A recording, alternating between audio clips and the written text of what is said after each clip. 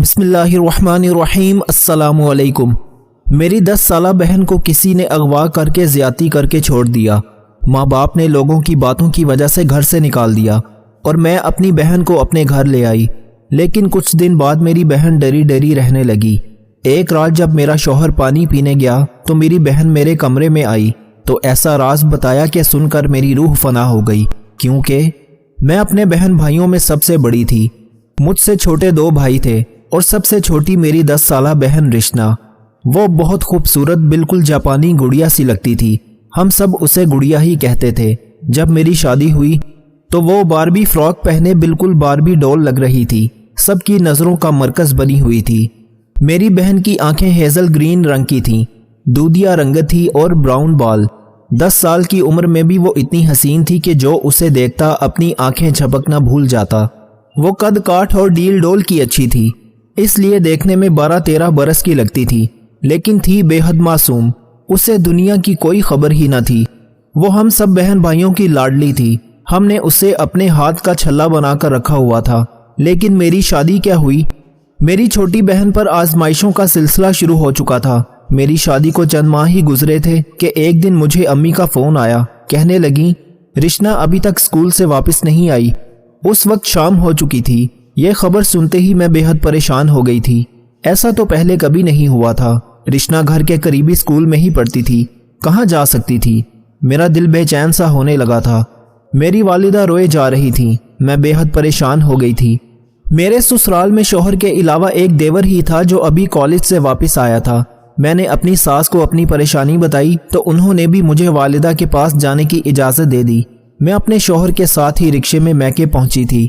میری والدہ کا رو رو کر برا حال تھا۔ مغرب کا اندھیرا چھا چکا تھا، اب تو بات محلے میں بھی پھیل چکی تھی۔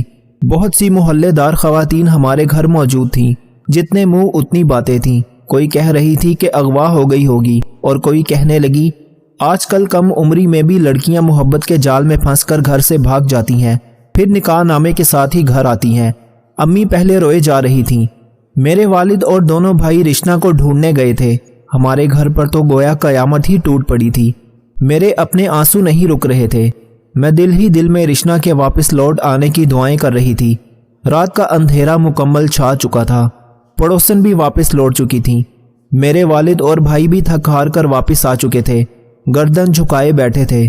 میں نے کہا ہمیں پولیس سے مدد لینی چاہیے۔ میری بات پر بھائی کہنے لگا کہ ہم پولیس پر گئے تھے، ان کا کہنا ہے کہ اکثر لڑکیاں خود گھروں سے بھاگ جاتی ہیں، نکاح کر لیتی ہیں اور دوڑیں ہم پولیس والوں کی لگ جاتی ہیں۔ میں نے کہا کہ وہ پولیس والا کیا پاگل ہے؟ رشنا تو ابھی 10-11 سال کی ہے۔ میری بات سن کر میرا دوسرا بھائی غصے سے کہنے لگا آج کل عمر کی قید نہیں ہوتی۔ ہم نے خود اسکول کی فوٹیج کیمرے میں دیکھا ہے، اسکول سے کچھ دور ایک بائک کھڑی تھی، وہ خود ایک بائک والے کے ساتھ بیٹھی تھی، لیکن وہ جگہ ایسی تھی جہاں کیمرے کی آخری حد تھی، اس لیے ٹھیک سے کچھ بھی نشاندہی نہیں ہو رہی تھی کہ وہ کس کے ساتھ گئی تھی۔ لیکن یہ سب نے دیکھا تھا کہ وہ اپنی مرضی سے ایک بائک پر بیٹھ کر گئی تھی۔ اس خبر نے تو ایک طوفان سا برپا کر دیا تھا۔ سب کو لگ رہا تھا کہ رشنا خود کسی لڑکے کے ساتھ بیٹھی دیکھی گئی ہے، اس لیے گھر سے بھاگ گئی ہے۔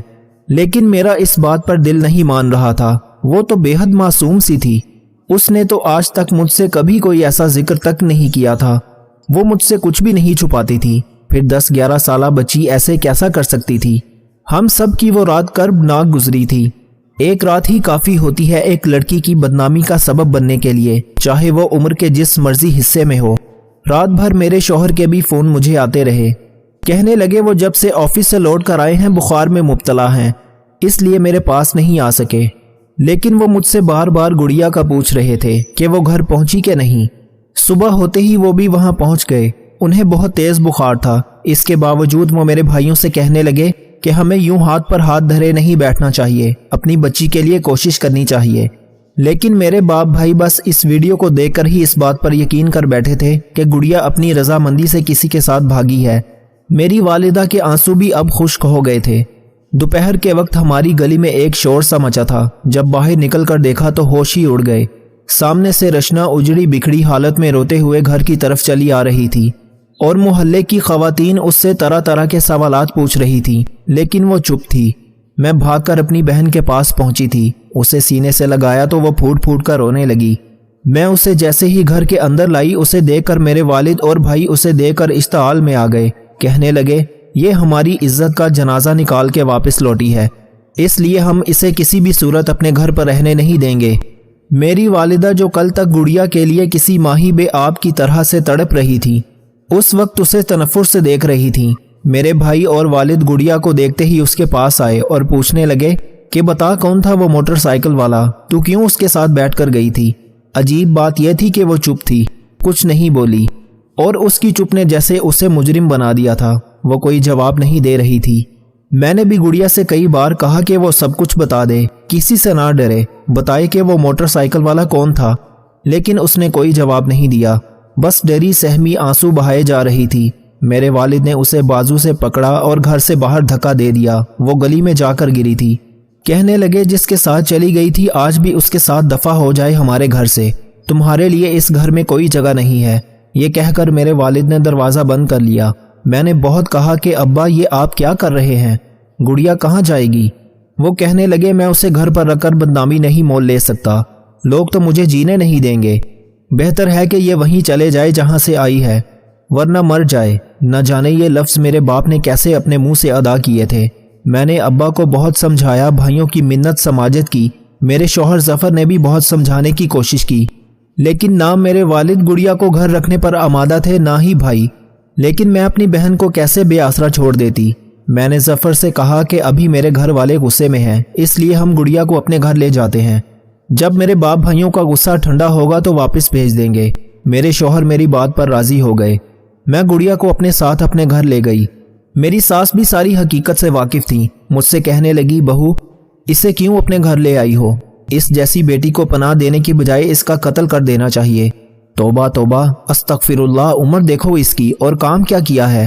میری ساس نے بھی گڑیا کو دے کر ناگواری کا ہی اظہار کیا تھا، لیکن میرے شوہر نے انہیں چپ کروا دیا کہ بس وہ چند دن ہی یہاں رہے گی پھر اپنے گھر چلی جائے گی، لیکن میں چاہتا ہوں چند دن آپ چپ ہی رہیے گا۔ میری ساس یہ سن کر منہ بسورے اپنے کمرے میں چلی گئیں۔ میں نے 2 دن گڑیا کو اپنے کمرے میں ہی رکھا۔ ظفر اپنے چھوٹے بھائی کے ساتھ ہی رہے۔ میں نے گڑیا سے پوچھنے کی ہر ممکن کوشش کر ڈالی، مگر اس نے لب کشائی نہیں کی۔ نہ جانے اسے کس بات کا ڈر تھا، کیا خوف لاحق تھا۔ جب بھی میں اس سے پوچھتی وہ رونے لگتی، اس کی سفید رنگت پیلی سی پڑ جاتی تھی، وہ اپنی مٹھیاں بیچنے لگتی تھی، کبھی اپنے بال نوچنے لگتی۔ اس کی غیر ہوتی حالت دیکھ کر میں چپ ہو جاتی، لیکن یہ سلسلہ بھی کب تک چل سکتا تھا۔ چند دن بعد ہی ظفر کا موڈ مجھ سے بگڑنے لگا۔ وہ صاف لفظوں سے تو نہ کہتے، لیکن ظاہر ہے ہماری نئی نئی شادی تھی، کب تک وہ اس بات کو برداشت کرتے کہ میرے ساتھ میری بہن ہی کمرے میں ڈیرے جما لے۔ میری ساس بھی بس ظفر کی وجہ سے ہی چپ تھیں، ورنہ میری بہن کو جب بھی دیکھتی ناگواری سے منہ بنائے گزر جاتی۔ پہلے تو میں نے سوچا کہ بہن کو ساس کے کمرے میں سلا دوں، لیکن میں جانتی تھی کہ وہ کبھی بھی گڑیا کو برداشت نہیں کریں گی۔ جو بھی ہوا تھا میری بہن کے ساتھ زیادتی تو ہوئی تھی، اس کی ذہنی حالت ٹھیک نہ تھی، اور میری ساس کی چبھتی باتیں اسے مزید ذہنی اذیت میں مبتلا کر سکتی تھیں۔ اس لیے میں یہ سوچ کر پریشان تھی کہ گڑیا کو رکھوں کہاں۔ میرے سسرال میں بس 3 ہی کمرے تھے، ایک میری ساس کا تھا، ایک ظفر کا، اور ایک میرے دیور جمال کا۔ وہ 18 سالہ لڑکا تھا، کالج میں پڑھتا تھا۔ اس کے علاوہ گھر میں بس ایک سٹور روم تھا جہاں گھر کا فالتو سامان رکھا تھا۔ میں گڑیا کو وہاں کیسے رکھ سکتی تھی؟ جب سے میں اسے اپنے گھر لائی تھی وہ پل پل میرے ساتھ ہی رہتی تھی، ایک لمحہ بھی مجھ سے دور ہونے کو تیار نہ تھی۔ میں یہ تک نہیں جانتی تھی کہ وہ الگ جگہ سونے کو تیار بھی ہوگی کہ نہیں۔ کچھ دن اسی شش و پنج میں گزر گئے، لیکن اس کے بعد تو ظفر نے ایک دن مجھ سے صاف کہہ دیا کہ اپنے گھر والوں سے بات کرو، گڑیا کب تک یہاں رہ سکتی ہے۔ میں نے اپنی ماں سے بس چند دن کا ہی کہا تھا۔ وہ مجھ سے روز پوچھتی ہیں کہ بہو کی بہن اپنے گھر واپس کب جائے گی۔ میں نے سوچا کہ شاید ابا اور بھائیوں کا غصہ کچھ کم ہوا ہو تو میں ان سے بات کروں کہ گڑیا کو وہ اپنے پاس بلا لیں، لیکن جیسے ہی میں نے یہ بات اپنی والدہ سے کی، انہوں نے کہا کہ زہر دے کر مار ڈال گڑیا کو، ورنہ تیرے باپ بھائی اس کا گلا گھونٹ کر مار ڈالیں گے۔ یہ کہہ کر امی نے فون بند کر دیا۔ میں بے حد پریشان تھی کہ کیا کروں، کیسے اپنی بہن کو بے آسرا چھوڑ دوں، لیکن میں کرتی بھی کیا۔ ایک دن میں نے سٹور روم کا جائزہ لیا، وہ کافی چھوٹا سا کمرہ تھا۔ میں نے اپنے دیور کو اپنے ساتھ لگایا اور فالتو کا کباڑ باہر پھینکوا دیا۔ کمرے میں زمین پر ہی ایک بستر بھی بچھا دیا۔ میرا دیور مجھ سے پوچھنے لگا کہ بھابھی یہ سب آپ کس کے لیے کر رہی ہیں؟ میں نے کہا کہ گڑیا اب یہیں رہے گی۔ میری بات سن کر کچھ دیر تو وہ چپ رہا، پھر کہنے لگا آپ اپنی بہن کو میرا کمرہ دے دیں، اسٹور روم میں میں گزارا کر لوں گا، جب وہ اپنے گھر چلی جائے گی تو پھر۔ اس نے ابھی یہیں تک بات کی تھی کہ میری سسکیاں شروع ہو چکی تھیں۔ میں کب سے ضبط باندھے ہوئے تھی، مجھے روتا دیکھ کر جمال بھی پریشان ہو گیا۔ میں نے کہا کہ اس کا میرے گھر کے علاوہ کوئی ٹھکانہ نہیں، میرے باپ اور بھائی اس کی شکل بھی دیکھنا نہیں چاہتے، اگر وہ واپس گئی تو اسے جان سے مار ڈالیں گے، تم اپنے کمرے میں ہی رہو ورنہ اماں جی مجھے باتیں سنائیں گی۔ میری بات سن کر وہ مجھ سے کہنے لگا کہ آپ روئیں مت، جو آپ کو ٹھیک لگتا ہے وہی کر لیں۔ میں نے رات تک اسٹور روم کو ہی ایک کمرے کی شکل دے دی تھی، لیکن جب رات کو میں نے گڑیا سے وہاں سونے کے لیے کہا تو وہ رونے لگی، میرے گلے لگ کر مجھے پینچ کر کہنے لگی آپ ہی مجھے اکیلا مت چھوڑو، وہ مجھے مار ڈالے گا۔ یہ پہلا جملہ میں نے گڑیا سے اس شخص کے بارے میں سنا تھا، ورنہ وہ کچھ بھی نہیں کہتی تھی۔ میں نے کہا کون مار ڈالے گا، تو وہ رونے لگی، کہنے لگی وہی، وہ اچھا انسان نہیں ہے، وہ مجھے نہیں چھوڑے گا۔ میں نے کہا مجھے بتاؤ وہ کون ہے، میں اسے چھوڑوں گی نہیں جس نے میری معصوم بہن کی زندگی کو برباد کر ڈالا۔ میں نے گڑیا کو خود سے جدا کیا اور اس کے آنسو پونچھ کر پوچھنے لگی۔ وہ جیسے ہی کچھ کہنے لگی، ظفر آفس سے واپس آ چکے تھے۔ گڑیا ظفر کو دیکھتے ہی چپ سی ہو گئی، پھر فوراً سے میرے کمرے میں چلی گئی۔ ظفر مجھے دیکھ کر کہنے لگے تم نے اپنے گھر والوں سے بات کی؟ ہم نے انہیں وہ سب کچھ بتا دیا جو میری والدہ نے کہا تھا، پھر یہ بھی کہہ دیا کہ گڑیا آج کے بعد اسٹور روم میں رہ لیا کرے گی۔ میری یہ بات سن کر ظفر کے تنے ہوئے چہرے پر کچھ نرمی آئی تھی، کہنے لگے یہ ٹھیک ہے، بلکہ میں اسے ایک کمرے کی طرح ہی بنا دیتا ہوں، یہاں ایک سنگل بیڈ رکھ دوں گا۔ وہ اسٹور روم کا جائزہ لیتے ہوئے بولے۔ میں نے بڑی مشکل سے گڑیا کو اسٹور روم میں سونے پر آمادہ کیا تھا۔ میں نے اسے کہا کہ وہ اپنا کمرہ اندر سے لاک رکھے، جب تک میں نہ کہوں وہ دروازہ نہ کھولے۔ بڑی مشکل سے وہ میری بات سمجھی تھی، لیکن اس وقت بے حد خوف زدہ تھی، لیکن میری بات مان گئی۔ اس نے اسٹور روم میں جا کر اپنا دروازہ بند کر لیا۔ میں اپنے کمرے میں آ گئی۔ ظفر کا موڈ آج بہت اچھا تھا، مجھ سے کہنے لگے وہ کچھ ہی دن میں اسٹور کو کمرے کی طرح سیٹ کروا دیں گے۔ پھر یہی ہوا تھا، اسٹور کو ایک کمرے کی شکل دے دی گئی تھی۔ گڑیا اب وہیں رہنے لگی، لیکن رہتی چپ چپ سی تھی۔ جب بھی ظفر گھر آتے گڑیا کی رنگت اڑنے لگتی تھی، وہ فوراً اپنے کمرے میں چلی جاتی، کھانا بھی وہیں کھاتی تھی، کمرے سے باہر تک نہ نکلتی۔ یہی رویہ اس کا جمال کے لیے بھی تھا، وہ جمال کو دیکھ کر بھی اپنے کمرے میں چلی جاتی تھی۔ مجھے لگا شاید اس حادثے نے گڑیا کے دل میں ہر مرد کے لیے خوف پیدا کر دیا ہے، لیکن ایک بار جو کچھ میں نے دیکھا تھا وہ مجھے دنگ سا کر گیا تھا۔ ایک بار میں صبح دیر سے اٹھی تھی کیونکہ چھٹی کا دن تھا، لیکن جیسے ہی میں اپنے کمرے سے باہر آئی مجھے کچن میں سرگوشیوں کی آوازیں آنے لگی تھیں۔ جب میں کچن میں گئی تو جمال ناشتہ بنا رہے تھے، گڑیا بھی وہیں ڈری سہمی ایک کونے میں کھڑی تھی۔ وہ اس سے ہی باتیں کر رہا تھا، بلکہ اس سے پوچھ رہا تھا کہ وہ فرائی انڈا کھائے گی یا بوائل۔ وہ گڑیا سے بہت نرمی سے بات کر رہا تھا، لیکن وہ ڈری سہمی کھڑی تھی۔ مجھے دیکھ کر میرے پاس آ گئی۔ جمال نے پلٹ کر مجھے کچن کے دروازے کے پاس دیکھا تو مسکرانے لگا، کہنے لگا آپ کی بہن کو بھوک لگی تھی، کب سے آپ کے کمرے کے باہر بیٹھی تھی۔ میں نے کہا بھابھی سنڈے کو دیر سے اٹھتی ہیں، لیکن یہ تو کچھ بولتی نہیں ہے، کب سے پوچھ رہا ہوں کہ کیا ناشتہ کرو گی۔ وہ بہت عام سے انداز سے ہی بات کر رہا تھا، لیکن گڑیا میرے ساتھ لگی لرز رہی تھی۔ میں نے کہا جمال تم گڑیا سے دور رہا کرو۔ میری بات سن کر جمال نے مجھے برجستہ بڑی حیرت سے دیکھا تھا، کہنے لگا بھابھی آپ مجھ پر شک کر رہی ہیں؟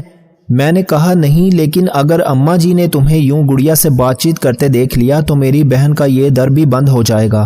یہ کہہ کر گڑیا کو واپس اس کے کمرے میں لے گئی۔ اسے کہا تم یہاں بیٹھو۔ پھر میں واپس کچن میں آ گئی۔ جمال اب بھی وہیں کھڑا تھا، مجھے دیکھ کر اپنا ناشتہ لے کر باہر نکل گیا، لیکن نہ جانے کیسا شخص تھا، اس نے گڑیا سے بات چیت کرنا نہیں چھوڑی تھی۔ جب بھی موقع دیکھتا گڑیا سے ادھر ادھر کی باتیں کرنے لگتا، کبھی بازار سے اس کے لیے چاکلیٹ لے آتا۔ وہ اسے دیکھتے ہی ڈر کر اپنے کمرے میں چلی جاتی تھی۔ بات یہیں تک نہیں تھی، ایک دن تو جو بات جمال نے کھانے کے دوران ہم سب سے کہی، اسے سن کر ہم سب اپنا کھانا پینا بھی بھول گئے تھے۔ وہ اماں جی سے کہنے لگا کہ وہ گڑیا سے نکاح کرنا چاہتا ہے۔ اس بات نے ایک طوفان سا کھڑا کر دیا تھا۔ میری ساس جو اب تک شاید ظفر کی وجہ سے چپ تھی، اب پھٹ پڑی تھی، کہنے لگیں کہ ابھی اس لڑکی کو باہر نکالو، اس کمینی نے نہ جانے اتنی سی عمر میں کس کس کے ساتھ منہ کالا کیا ہے، اور اب یہ میرے بیٹے پر ڈورے ڈال رہی ہے۔ میری ساس تو غصے سے آگ بگولا ہو چکی تھی۔ میں تو یہ سن کر سانس لینا ہی بھول گئی تھی۔ جمال کو سوجی کیا تھی ایسی بات منہ سے نکالنے کی؟ شاید اس نے میری اس دن کی بات کا بدلہ لینے کے لیے یہ سب کیا تھا۔ اسے میرا منع کرنا برا لگ گیا تھا، تبھی اس نے یہ نکاح کا شوشہ چھوڑا تھا۔ جانتا تھا کہ یہ سن کر گڑیا کو میری ساس دھکے دے کر گھر سے نکال دے گی۔ ظفر بھی یہ سن کر بہت غصے میں تھے۔ میں نے کہا جمال یہ تم کیا کہہ رہے ہو؟ میں ایسا ہرگز نہیں کروں گی اور نہ ہی ہونے دوں گی۔ وہ میری سن کر بولا نکاح میں رشنا سے ہی کروں گا، چاہے آپ لوگ کچھ بھی کہیں۔ اچھا ہے کہ آپ یہ کام گھر کی چار دیواری میں ہی کر دیں، ورنہ میں اسے کورٹ میں لے جا کر کورٹ میرج کر لوں گا۔ میری ساس نے یہ سن کر جمال کے منہ پر تھپڑ دے مارا۔ کہنے لگی کیسی زبان چلنے لگی ہے تمہاری، خبردار جو بکواس کی تو۔ اس کے بعد جو کچھ جمال نے بتایا وہ سن کر میرے ہوش اڑ گئے تھے۔ کہنے لگا گڑیا کے ساتھ زیادتی میں نے کی تھی، میں ہی اس کا قصوروار ہوں۔ یہ سن کر میرا سانس ہی رک گیا تھا۔ میری ساس آنکھیں پھاڑ کر اسے دیکھنے لگی۔ ظفر بھی ششدر رہ گئے تھے۔ جمال شرمندگی سے نظریں جھکائے بولا مجھے وہ پہلی بار ہی دیکھنے میں اچھی لگی تھی، لیکن میں جانتا تھا کہ وہ ابھی کم عمر ہے، اس لیے اماں جی کبھی میری اس سے شادی نہیں کریں گی، اور ویسے بھی اماں جی کو میرے لیے اپنی بھتیجی پسند ہے، اس لیے وہ اس رشتے پر بھی کبھی نہیں مانیں گی۔ پھر جتنی رشنا خوبصورت اور بھولی بھالی تھی میرے حواسوں پر چھا گئی تھی۔ ان دنوں مجھ پر نہ جانے کیا بھوت سوار تھا کہ مجھے رشنا کے علاوہ کچھ نہیں سوچتا تھا۔ اس لیے ایک دن میں اس کے اسکول سے کچھ فاصلے پر بائک لے کر کھڑا ہو گیا۔ جیسے ہی وہ وہاں سے گزرنے لگی میں نے اس سے جھوٹ کہا کہ تمہاری آپی کی طبیعت بہت خراب ہے، وہ تمہیں بلا رہی ہے، چلو میرے ساتھ۔ یہ سن کر وہ میرے ساتھ بیٹھ گئی۔ میں اسے اپنے دوست کے ایک خالی مکان میں لے گیا۔ اسے کلوروفارم سنگھا کر بے ہوش کر کے میں واپس گھر آ گیا تاکہ مجھ پر شک نہ ہو۔ پھر یہی ہوا۔ کچھ دیر بعد ہی بھابھی کے میکے سے فون آ گیا۔ میں بھابھی کو لے کر ان کے میکے چلا گیا۔ کچھ دیر وہاں رک کر میں واپس رشنا کے پاس چلا گیا۔ اس وقت مجھ پر شیطان حاوی ہو چکا تھا، اس لیے مجھے اس معصوم پر ذرا ترس نہ آیا۔ میں نے اسے زیادتی کا نشانہ بنایا۔ وہ روتی رہی، مجھ سے پناہ مانگتی رہی، لیکن مجھ پر تو جیسے شیطان حاوی ہو چکا تھا۔ میں اس کی بے بسی سے فائدہ اٹھاتا رہا۔ پھر اسے اتنا ڈرایا دھمکایا کہ اگر اس نے میرا نام لیا تو اسے جان سے مار ڈالوں گا۔ وہ چھوٹی سی تھی اس لیے ڈر گئی۔ اس کے بعد اسے اسی جگہ بند کر کے گھر آ گیا۔ بعد میں مجھے احساس ہوا کہ جو میں نے کیا وہ غلط تھا۔ میں نے سوچا جب بڑی ہوگی تو اس سے شادی کر لوں گا، لیکن میں نہیں جانتا تھا کہ اس کے گھر والے اسے قبول ہی نہیں کریں گے۔ وہ یہاں آ گئی اور میرے لیے آزمائش بن گئی۔ میں اس سے دور نہیں رہ سکتا۔ بجائے اس کے کہ میں پھر سے گناہ کروں، آپ میرا نکاح عزت سے رشنا سے کروا دیں۔ جمال کی بے حسی سن کر میں اسے مارنے لگی تھی۔ ظفر کا چہرہ بھی غصے سے سرخ تھا۔ میری ساس بھی چپ تھی۔ میں نے کہا تمہیں شرم نہیں آئی یہ سب کرتے ہوئے؟ میں چھوڑوں گی نہیں تمہیں۔ مجھے تم جیسے شخص سے اپنی بہن کا نکاح نہیں کرنا۔ میں تم پر کیس کر دوں گی، تمہیں جیل بھیج دوں گی۔ وہ چپ چاپ مار کھاتا رہا، پھر کہنے لگا مجھ سے غلطی ہو گئی ہے، بے شک آپ مجھے جیل بھیج دیں، لیکن اس سے آپ کی بہن کی عزت واپس نہیں آئے گی، نہ ہی اسے کوئی اپنائے گا۔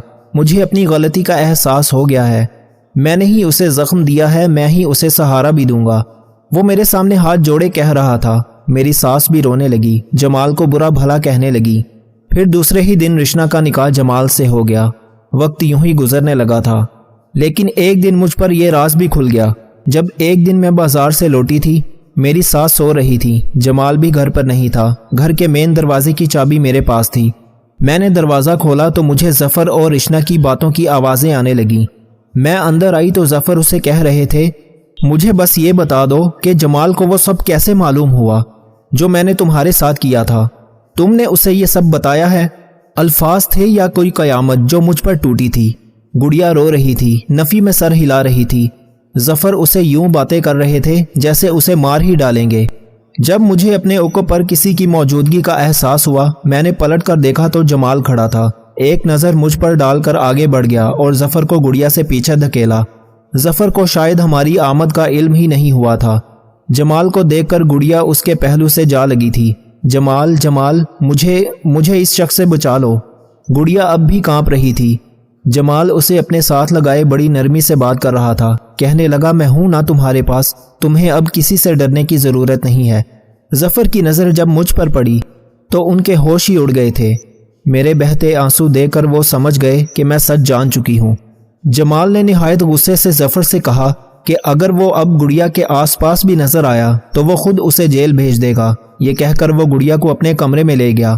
ظفر میرے سامنے نظریں نہیں اٹھا پا رہے تھے۔ میں وہیں کٹتی چلی گئی۔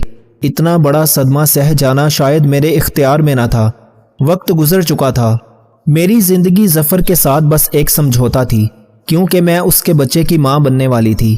وہ مجھ سے بہت بار اپنی غلطی کی معافی مانگ چکا تھا، لیکن اسے معاف کرنا میرے اختیار میں نہیں تھا۔ جمال نے تعلیم کے ساتھ ساتھ چھوٹی موٹی نوکری بھی کر لی تھی۔ مجھ سے کہنے لگا، بھابی میں بہت جلد رشنہ کو لے کر الگ ہو جاؤں گا۔ میں اس کے ظرف کو جتنا سلام پیش کرتی کم تھا۔ میں یہ سوچتی ہوں کہ جہاں ظفر جیسے کمینے لوگ ہوتے ہیں وہیں جمال جیسے اعلیٰ ظرف بھی ہوتے ہیں۔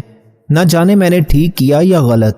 آپ اگر والدین ہیں، استاد ہیں یا عام شہری ہیں، آپ اپنا شمار کن انسانوں میں کرنا چاہتے ہیں، یہ فیصلہ آپ نے خود کرنا ہے، کیونکہ زمانے میں کبھی کچھ نیا نہیں ہوتا۔ جو پہلے دن سے ہو رہا ہے وہی سب کچھ ہوتا ہے۔